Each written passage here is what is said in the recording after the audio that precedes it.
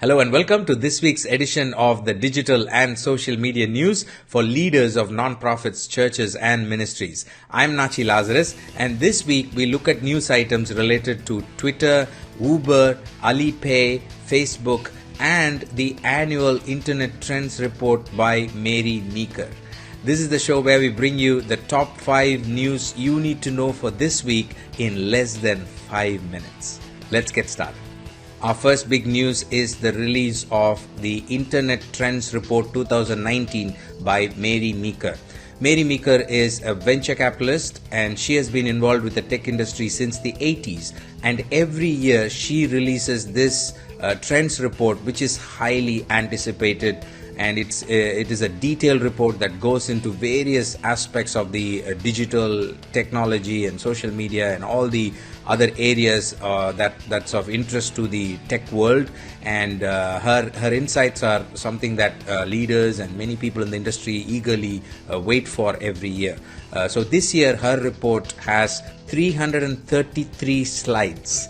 Yes, it's one of the most detailed slide decks that you can come across. So as a leader, I'm sure you will be fascinated to see the various details that she presents related to say for example gaming industry, social media, and how people watch videos, and rise of podcasts, and various other fascinating statistics that she gives in her report. I will link to the report in the notes so that you can look at the full report and get details that could help you make decisions related to digital and social media.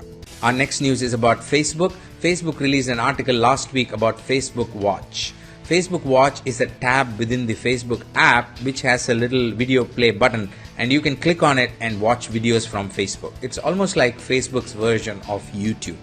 Facebook says there are 140 million people who spend at least a minute on the Watch tab watching videos.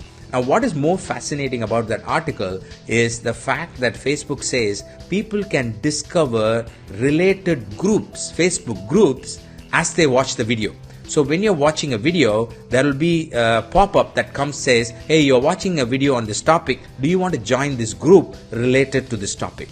Now, this is fascinating because you as a non-profit, imagine people are watching your video, or as a ministry, people are watching your video, and they watch the video because they're interested in your topic. And then if there is a pop-up that says join your Facebook group, then people click on it and join. It's a great way to collect a community of people who are interested in a particular ministry or a topic. So think about that and see how you can make use of this feature for expanding your ministry and growing your community on Facebook. Our next news is from Uber. Uber is a technology company, as many of you know, that disrupted the whole transportation industry with their mobile app. Now Uber has an ambitious plan to launch air taxis called Uber Air, and they had earlier announced that Los Angeles and Dallas will be a pilot city, but last week they announced that Melbourne will be the first international city that will be a pilot city as well. And they want to do the tests as early as 2020 and release it commercially as early as 2023.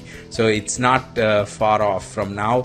And I had written in my book, in the Connected Church book, that Jesus' commandment for us to go and make disciples of the nations is becoming much easier with transportation becoming enabled by technology and the digital world, and this is fascinating as we see progress happening in that area.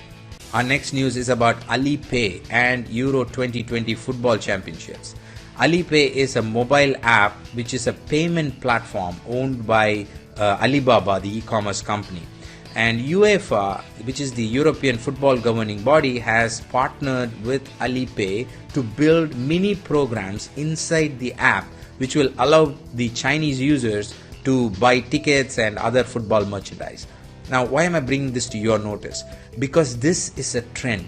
Building mini programs inside private messaging apps like WeChat, WhatsApp and Alipay, that's becoming a trend. So you might want to watch out for this as a leader and see if you have to build some mini programs for your non-profits or a church or a ministry that can help people to donate and support your organization in the days to come.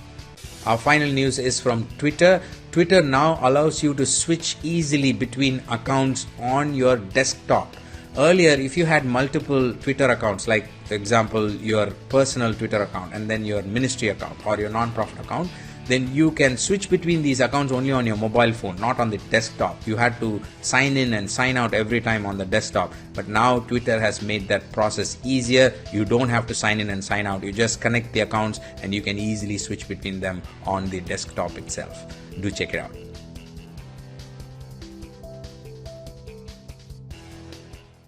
That's all I have for you this week. I hope this was useful. Thank you for spending your time with me. And if you like to dig deeper into any of the stories that I shared with you, we've got the source links and the transcripts in our news page. Especially if you want to dig deeper into the 333 slides of Mary Meeker's report, we've got that link for you. So you can visit natchi.net/news and you can access all the details. And please share this with other leaders of nonprofits, churches and ministries if you think this is going to be useful for them.